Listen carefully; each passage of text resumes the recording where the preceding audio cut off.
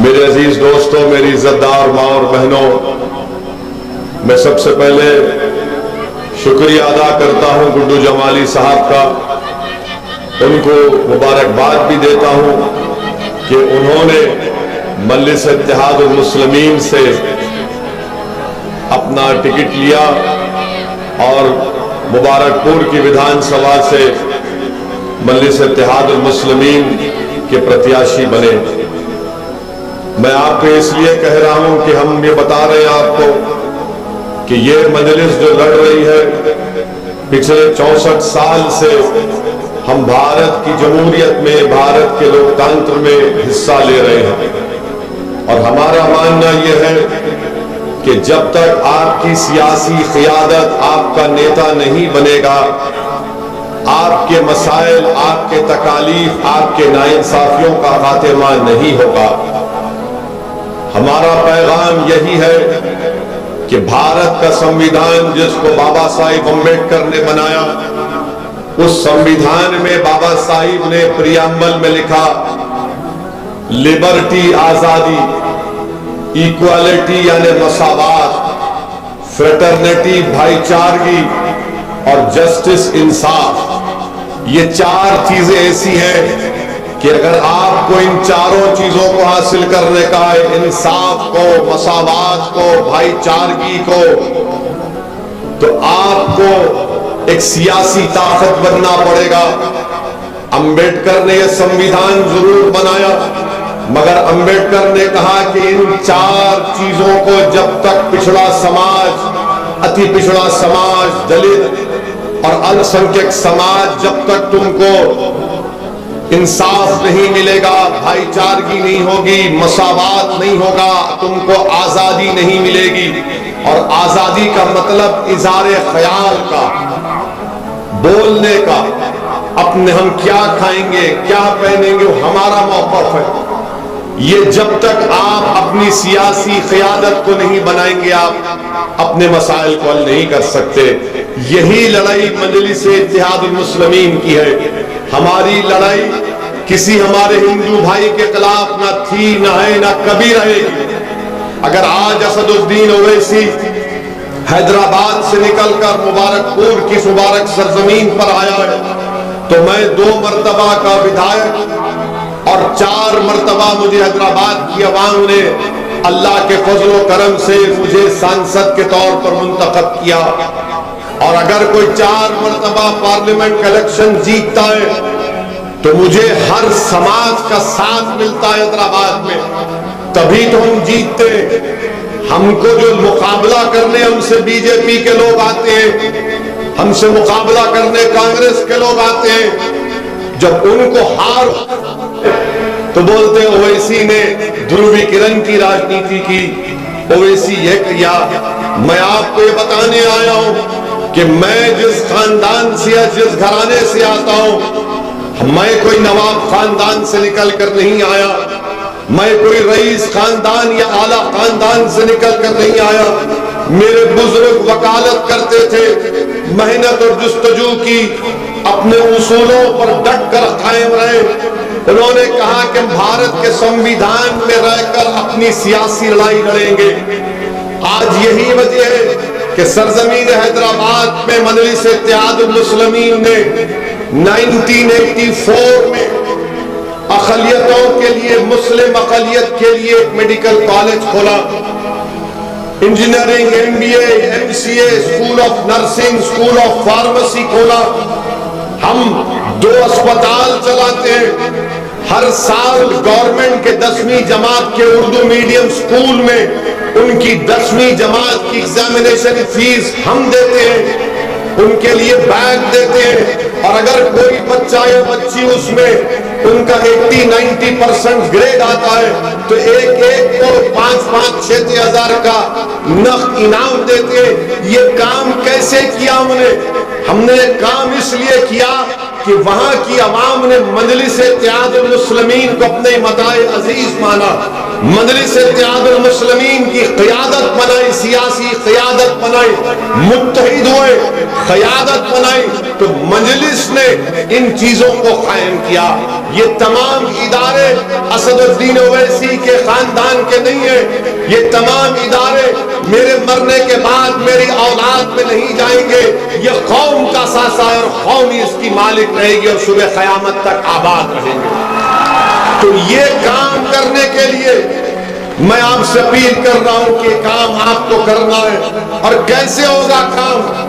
यकीनन मैं आपका शुक्रिया अदा करता हूं कि आपने 2 मरतबा मोहतरम गुड्डू जमाली साहब को आपने यहां से विधायक बनाया, मगर अब की बार तो गुड्डू जमाली साहब चुनाव लड़ रहे, उसमें और पहले के चुनाव में फर्क ये है कि गुड्डू जमाली अब इलेक्शन लड़ रहे तो आपको नेता बनाने के लिए लड़ रहे, आपकी क़यादत को बनाने के लिए लड़ रहे, दलित समाज को एक आवाज देने के लिए, मुबारकपुर की जनता को एक विकल्प देने के लिए। और आपसे गुड्डू जमाली कह रहे कि अब हम दरी नहीं बिछाएंगे, अब हम अपनी जवानी को नहीं कुर्बान करेंगे, अब हम नेता बनाएंगे ताकि हम अपने हक की लड़ाई लड़ेंगे। और लड़ना भी है, जब तक कमजोर को मजबूत नहीं बनाया जाएगा, जब तक मजलूम से इंसाफ नहीं होगा, जमहूरियत कैसे कामयाब होगी बताइए आप। आज जो गुड्डू जमाली के खिलाफ जो सियासी पार्टियां आकर गुड्डू जमाली की कामयाबी को रोकने की कोशिश कर रहे हैं, वो कमजोर नहीं है। समाजवादी पार्टी के नेता अखिलेश कमजोर नहीं है, ताकतवर है। बीजेपी कमजोर नहीं है, ताकतवर है। आप कमजोर हैं। तो इंसाफ ये होना चाहिए कि कमजोर को ताकतवर बनाना चाहिए। ताकतवर को और ताकतवर बनाने से इंसाफ नहीं होता। ताकतवर को और ताकत देंगे, वो जालिम बन जाएगा, जुल्म करेगा और करते आ रहे हैं। तो ये लड़ाई आपके हक की है, ये दरी बिछाने नहीं बिछाने की लड़ाई है। और हम 4 मरतबा के एमपी हैं। हम पूछना चाह रहे समाजवादी पार्टी के नेता से, अखिलेश यादव से, मुलायम सिंह यादव से, आपने अपने क्षेत्र में आजमगढ़ की पार्लियामेंट कॉन्स्टिट्यूएंसी में आपने क्या काम किया बताओ? क्या काम किया आपने बताओ?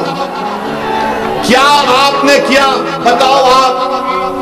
आपको तो यहां की जनता ने झोली भर भर के खैरात के तौर पर वोट दिए थे। आपको संसद में भिजाया, मुख्यमंत्री बनाया, बेटे को बनाया, फिर बेटे को आपने एमपी बनाया। आपने किया क्या यहां पर बताओ हमको? सिवाय डर पैदा करने के, सिवाय खौफ पैदा करने के। मेरे अजीज दोस्तों और बुजुर्गों, हमने क्या किया? हम भी 4 मरतबा के एमपी हैं। एक विधानसभा की मिसाल दे रहे हैं जिसका नाम कारवान है। वहां पर जाइए, गोलकुंडा किला है, उसके दामन में हमने अपने एमपी फंड से 10 करोड़ की लागत से हमारी बेटियों की तालीम के लिए इंटर और डिग्री कॉलेज बनाया। 10 करोड़ की लागत से सौों हमारी बेटियां वहां पर पढ़ती हैं, हिजाब पहनकर, बगैर हिजाब, जो भी उनकी मर्जी यहां की पढ़ के जाती है, गरीब परिवार की। आपने क्या किया? आपने कुछ नहीं किया। आप शिक्षा पे क्या किया बताओ? कुछ नहीं किया आपने। तो याद रखिए, जब तक आपका नेता नहीं होगा, आपकी आवाज कोई नहीं सुनेगा। अभी हमारे भाई गुड्डू जमाली ने कहा कि समाजवादी के लोग बोलते हैं कि अगर गुड्डू जमाली यहां से जीत जाएंगे, अरे जीतेंगे इंशाअल्लाह ताला। तो क्या करेंगे? मजलिस के अगर 6, 7 या 8 जीत गए तो क्या करेंगे? हम उनको जवाब देना चाह रहे हैं। समाजवादी के भी 5 एमपी हैं लोकसभा में, 5 है ना? समाजवादी के 5 हैं और मजलिस इत्तेहादुल मुस्लिमीन के 2 हैं, एक असदुद्दीन और एक इम्तियाज जलील। मगर समाजवादी के 5 में अगर अखिलेश भी खड़े हो गए, मुलायम भी खड़े हो गए, तो भारत की लोकसभा हिलती नहीं। भारत की लोकसभा के दरो दीवार कब कांपते? जब असदुद्दीन गरीब और मजलूम के इंसाफ की बात करता है। यही तो काम आपको करना है कि जब गुड्डू जमाली जीतकर उत्तर प्रदेश की विधानसभा में अब की बार जाएंगे तो उनकी जबान पर ना बसपा का ताला होगा, ना सपा की को रोक टोक होगी। वो आपकी जबान में हाकिम वक्त को बताएंगे, मुबारकपुर हो, उत्तर प्रदेश हो, अब जुल्म नहीं चलेगा, अब इंसाफ और हक की मुतालबा होगा। मेरे अजीज दोस्तों और बुजुर्गों, यही पैगाम आपको हम देने आए हैं, यही पैगाम आपको देने आए हैं। अब जहां कहीं भी हम चले जाते, जहां कहीं भी हम कैंपेन करते, वहां पर ये इल्जाम लगा दिया जाता कि ओवैसी आया है और बीजेपी को फायदा पहुंच जाएगा। अरे ये बताओ, 2019 के लोकसभा चुनाव तो हम नहीं लड़े, तो फिर मुलायम सिंह की मैनपुरी में मेजॉरिटी कैसे कम हो गई? अच्छा, यहां पर अखिलेश जीते तो क्यों जीते बताओ? अगर आप वोट नहीं डालते तो जीतते हो, ईमानदारी से बोला, अगर आप वोट नहीं डालते तो जीतते हो। अगर गुड्डू जमाली उनको मुबारकपुर से मेजॉरिटी नहीं जीतते दिलाते तो जीतते हो, नहीं जीतते। मगर सियासत आपसे की जा रही है, हम सियासत नहीं कर रहे, हम सियासत में हैं आपको इंसाफ दिलाने के लिए, नेता बनाने के लिए। समाजवादी आपसे सियासत कर रही है, धोखा दे रही है। क्यों नहीं मुबारकपुर को, जब दिल्ली हमारे देश की राजधानी है, मुंबई हमारी कमर्शियल राजधानी है, क्यों नहीं मुबारकपुर को इल्म की राजधानी बनाया जाए? मुबारकपुर को इल्म की राजधानी बनाया जा सकता है। यहां पर बड़े बड़े मदरसे, अरे क्यों सिर्फ लोहिया के नाम से आप नेशनल लॉ कॉलेज खोलते? अरे हसरत मोहानी के नाम से मुबारकपुर में नेशनल लॉ कॉलेज क्यों नहीं खुला जा सकता? खुलना चाहिए, मगर कोई तो बोले, बोल ही नहीं पाते। अच्छा, आपसे अब आके समाजवादी के लोग आपके इलाकों में, हमारे घर में, अतराफ में आकर कौम कौम कौम की बात करते हैं ना। ए भैया, कौम की बात है, कौम का मामला है, और कौम का क्या हाल है? हमने आज से 8 महीने पहले माहिरीन को बिठाकर हमने एक स्टडी करवाई कि उत्तर प्रदेश में अल्पसंख्यक समाज मुसलमानों का क्या मौक़िफ़ है। रिपोर्ट है हमारे पास, हमारे वेबसाइट पर अवेलेबल है। आपको मालूम, जो कौम की बात करते हैं उनसे पूछो, और अगर हम जो कहते हैं, अगर कोई इनकार कर रहा है, आंकड़े दे रहे, जगह बता दो, 7 तारीख से पहले वक्त बता दो, चाहे दुनिया का बड़ा माहिर सप्पा वाले ला लो, 10 मिनट के अंदर तुम उठकर भाग जाओगे हमारे सामने से। आपको तकलीफ होगी हम जो बयान कर रहे हैं।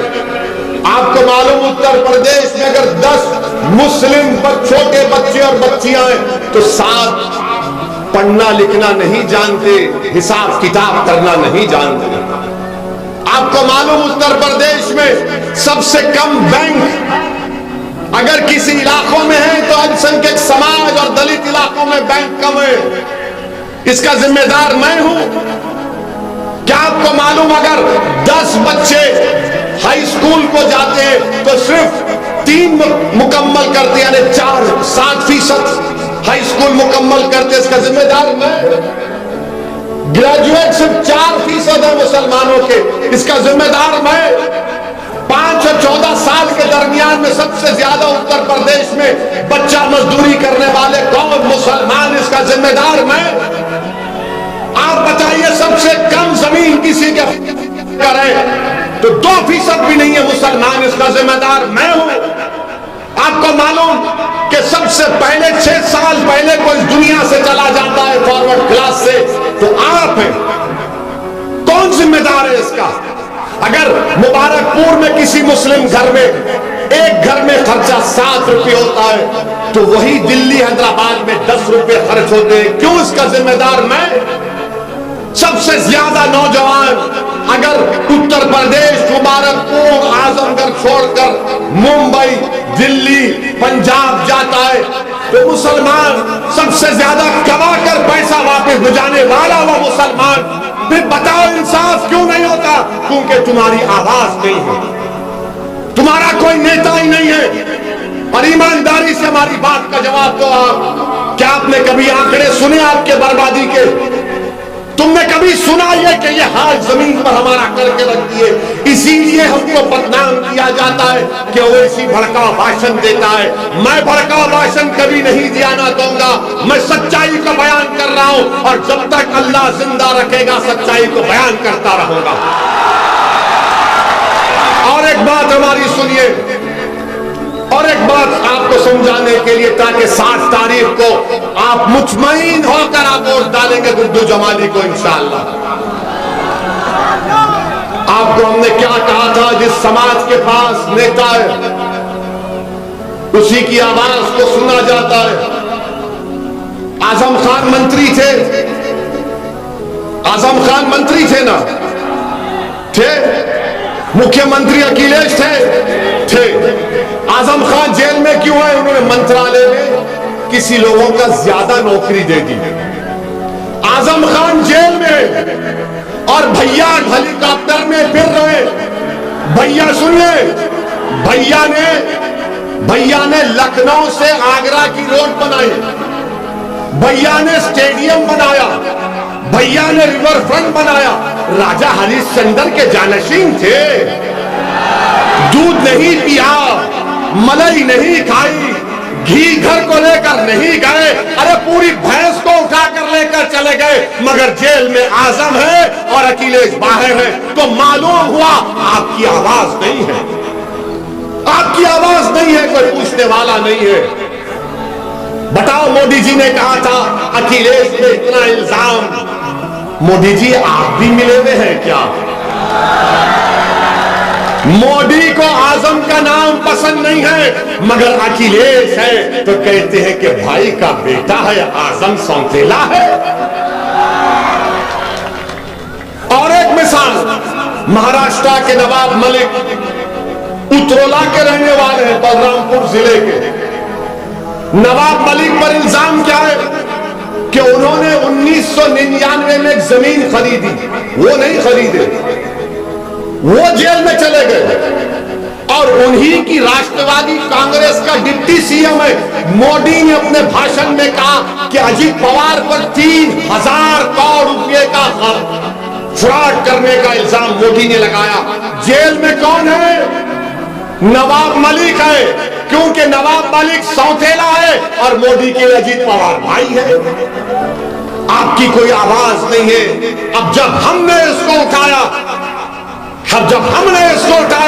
तो समाजवादी और महाराष्ट्र में खलबली मच गई कि अरे इसकी जबान को कोई तो रोको, ये क्या क्या बोले जा रहा है। ये सच्चाई हम आपसे कह रहे हैं। गुड्डू जमाली से जो सुलूक किया गया, क्या वो आपको पसंद है? मेरे भाई, अगर असदुद्दीन ओवैसी मुबारकपुर का नहीं हूं, अगर मैं आपके घर पे आ जाऊंगा और आपसे कहूंगा कि मैं तुम्हारे सामने झोली फैलाकर तुमसे भीख मांग रहा हूं कि गुड्डू जमाली को कामयाब कर दो, तो आप बोलेंगे यार मेरे घर को आ गया ये लड़का, ये दीवाना मेरे घर को आ गया। आप बोलेंगे बैठो, सर पे हाथ रखाएंगे, बुजुर्गों से पानी पिलाएंगे और बोलेंगे तुमने हमारे घर पर आया, तुमने हमारे चौखट पर आ गए तुम, अब हम तुम्हारा साथ देंगे। अखिलेश यादव ने क्या किया? गुड्डू जमाली को मुबारकपुर से अपने घर पर बुलाया, घर के अंदर बिठाया और बोला कि कहां से लड़ना चाह रहे लड़ लो, आप पूछ लो गुड्डू जमाली साहब से। आप हम जाने के बाद घर पे बुलाकर पीठ में खंजर मारता है ये और बोलता है कि टिकट नहीं देंगे। अरे अखिलेश, अब हम टिकट मांगने वाले नहीं, हम बांटने वाले बन चुके हैं इंशाअल्लाह ताला। तुम घर कर बुलाकर किसी मेहमान की तौहीन करते हो, वो तुम्हारा तरीका होगा। अगर हमारे घर पर हमारा दुश्मन भी आ जाता है तो हम उसको गले लगा लेते हैं, ये हमारा तरीका है। मेरे अजीज दोस्तों और बुजुर्गों, इसीलिए हम आपसे कह रहे कि अब दरी नहीं बिछाएंगे, अब दरी नहीं बिछाएंगे। और अखिलेश यादव से पूछा गया कि कर्नाटका की वो बच्ची जो हिजाब और निकाब का मसला चल रहा है, मीडिया ने पूछा बोलो अखिलेश इस पर कुछ बोलो, तो अखिलेश ने कहा सुनाई नहीं दे रहा है। हिजाब और निकाब की बात आई तो बहरे पड़ गए। और जब बात आई, पूछा गया मीडिया ने मुस्लिम वोट, तो कहा कुछ नहीं सुनाई दे रहा है। आपने सुना ना वो वीडियो अखिलेश का? अब अखिलेश को क्या सुनाई दिया मालूम आपको? अखिलेश को क्या सुनाई दिया? अखिलेश को सुनील सिंह की तकरीर सुनाई दी, जिसमें उसने कहा था कि मुस्लिम महिलाओं को जो मरे हुए हैं उनकी कब्रों से निकाल कर उनका बलात्कार किया जाएगा। उसकी तकरीर को अखिलेश ने सुना। अब बताओ मुबारकपुर की जनता, तुम किसको सुनोगे? हिजाब और निकाब को सुनोगे या उन लोगों का साथ दोगे जो अखिलेश के साथ खड़े होकर हमारी मां और बहनों से इस तरह की निकेह हरकत करना चाहते थे? तुम्हारे कान तो जिंदा है ना अभी, तुम्हारे कान में तो सच्चाई जा रही है। फैसला 7 तारीख को आपको करके बताना पड़ेगा। जिसने हमारे हिजाब और निकाब और मुस्लिम वोट की आवाज उसके कान तक नहीं पहुंची, मगर जो जुल्म करता है, जिसने बदतमीजी के अल्फाज अनाप शनाप बका, आज वो अखिलेश की पार्टी में अखिलेश के बाजू खड़ा है। ये फैसला आपको करना है मेरे अजीज दोस्तों, मेरी इज्जतदार मां और भाई। बताइए आप, और फिर इतनी कमजोर तुम नहीं हुए हैं कि हम जमीर की आवाज पर अच्छा फैसला ना ले पाए। मेरे अजीज दोस्तों और बुजुर्गों, मैं सलाम करता हूं कर्नाटका की उस बच्ची को। और आज भी हमने एक वीडियो देखा, वो बच्ची हिजाब पहनी हुई है, स्कूल को अंदर जा रही है और 3 बलवाई उसको रोककर बहस कर रहे हैं कि हिजाब पहनकर क्यों जा रही है। मैं मुबारकपुर से उस बच्ची को सलाम करता हूं और अल्लाह से दुआ करता हूं कि अल्लाह तुम्हारे जज्बे को जिंदा रखे, तुम्हारी नस्लों में सुबह क़यामत तक वो जज्बा अल्लाह जिंदा और बरकरार रखे। और यहां पर हमारे ये जो हमारे मुखालिफीन है, उन्होंने बोला ओवैसी ने हिजाब और निकाब को उत्तर प्रदेश में क्यों लाया? हमने कहा कि फिर क्यों नहीं लाएंगे? बोले क्यों? बोला भारत के संविधान की धज्जियां उड़ाई जा रही हैं। जिस संविधान को अम्बेडकर ने अपने खून पसीने से बहाया, उसकी धज्जियां उड़ाई जा रही हैं। उस संविधान में आर्टिकल 29 है। आर्टिकल 29 कहता है कि जिस किसी का जो कल्चर है वो उसका फंडामेंटल राइट है। मेरा फंडामेंटल राइट है। सुप्रीम कोर्ट ने कहा कि कौन क्या पहनेगा, क्या खाएगा, वो फंडामेंटल राइट है, राइट टू चॉइस। मैं सर पे टोपी पहनता था, पहनता रहूंगा। मेरे चेहरे पे दाढ़ी है, दाढ़ी रहेगी। मेरी बेटी अगर हिजाब निकाब करना चाह रही तो पहनेगी, क्योंकि संविधान इजाजत दे रहा है। अगर कोई मन का लाल बोलेगा कि हिजाब निकाब नहीं पहन सकते, सर पे टोपी नहीं लगा सकते, दाढ़ी नहीं छोड़ सकते, अरे मैं का लाल तुम होंगे। मैं इस देश का बेटा हूं और कोई किसी में ताकत नहीं है कि मेरी शनाख्त को खत्म कर सके। मेरी शनाख्त रहेगी। हमने कहा कि जब ओवैसी, हमने कहा कि जब मैं पार्लियामेंट में सर पे टोपी पहनकर जाता हूं तो क्या मुझे कोई रोक सकता है पार्लियामेंट में? मेरे अजीज दोस्तों और बुजुर्गों, ये फर्क है। इनके 5 MP हैं, आपके 2 हैं, और 2 में से 1 खड़ा हो जाता है तो बीजेपी के 300 MP खड़े होकर कोई बोलता बैठ जाओ, कोई बोलता खड़े हो जाओ, कोई बोलता क्या क्या बोलते हैं। मगर जब समाजवादी के लोग खड़े होते हैं वो बोलते अपना है बोलने दो, अपना है बोलने दो। मेरे भाई, जब हम 2019 जुलाई में 4थी मर्तबा MP बनकर गए, हर MP को ओथ लेना पड़ता, हल्फ लेना पड़ता। हमने अल्लाह के नाम पर, भारत के संविधान पर ओथ लिया। इम्तियाज जलील मेरे साथ थे तो हमने, इम्तियाज जलील बोले असद भाई खामोशी बहुत है। बोले ठहरो, अभी जैसा हमारा नाम पुकारा गया बीजेपी के 300 MP खड़े हो गए। इनको हम नजर आए तो ये मर्द होते, हमको देखकर ही नारे मारना शुरू कर दिए। क्या क्या नारे लगाए, बहरहाल बोल नहीं सकते, अनाप शनाप बहुत बका। हमने कहा ठीक है तुम पुकारो, हम हल्फ ले लिए। उसके बाद हमने कहा जय भीम। जय भीम और कहा तकबीर, अल्लाह अकबर। बीजेपी के एमपी की तरफ पलट कर देखे हम, बोलो बेटा अब क्या है? समझ में नहीं आया, जय भीम और अल्लाह अकबर बोल दिया। बाद में बीजेपी के एमपी बोले ये कहां से आता तुम्हारे दिमाग में? हमने कहा दिमाग में आने का नहीं, ये हमारी सोच है जय भीम, ये हमारी सोच है जय भीम, और हमारी आवाज है अल्लाह अकबर। मेरे अजीज दोस्तों और बुजुर्गों, जो लोग आपसे कहेंगे कि मजलिस फिरका परस्त पार्टी है, हम उनसे बोलना चाह रहे हैं। एक मिसाल आपको देता हूं कि हमारी गाड़ी पर हमला हुआ, 4 गोलियां चलाई गई। 3 फरवरी को गोलियां चलाई गई, अल्लाह का करम था हम बच गए। हम 4 मरतबा के एमपी है, 6 फीट करीब से हमने अपनी मौत को देखा, मगर उस दिन हमारा वक्त नहीं था। मगर जब हमारा भाषण हुआ पार्लियामेंट में, क्या हमने कहा जिस तरह राजीव गांधी ने कहा था कि जब एक पेड़ गिरता है जमीन पे तो जमीन हिल जाती है? क्या हमने कहा था कि रिएक्शन का काउंटर रिएक्शन होगा? क्या हमने किसी मजहब के बारे में कहा, किसी समाज के बारे में कहा कि इनका वो समाज से, वो रिलीजन से नहीं कहा? हमने क्या कहा भारत की पार्लियामेंट में? इनको कट्टर कौन बनाया, कट्टरपंथी कौन बनाया? बताओ, जब हम पे गोलियां चलाई गई तब भी हमें अपने उसको बहाना नहीं बनाया ध्रुवीकरण की राजनीति करने का। और हम तो कह चुके हमारे खानदान में, हमारे भाई बहन को, कि अगर हम मर भी जाते तो किसी के ऊपर आंच नहीं आनी चाहिए, क्योंकि हमारा वक्त तय हो चुका है दुनिया से जाने का। हमको डर नहीं है मौत से, याद रखिए, हम बिल्कुल डर नहीं है मौत से। डर इस बात का है कि जब जमीन में जाएंगे, जब हिसाब किताब होगा, पूछा जाएगा कि बताओ, जब मैदान होगा, हिसाब किताब होगा, उस दिन का डर है हमको। इस दिन के इन लोगों से नहीं डरते हम, इनके बाप से, इनके दादा से, इनकी आल औलाद से नहीं डरते हम। 4 गोलियां चला रहे, 1 लाख चला लो, अगर अल्लाह ने फैसला नहीं किया तो कुछ नहीं होगा। हम तूफानों में अपना चिराग जलाने का हुनर सीख चुके हैं।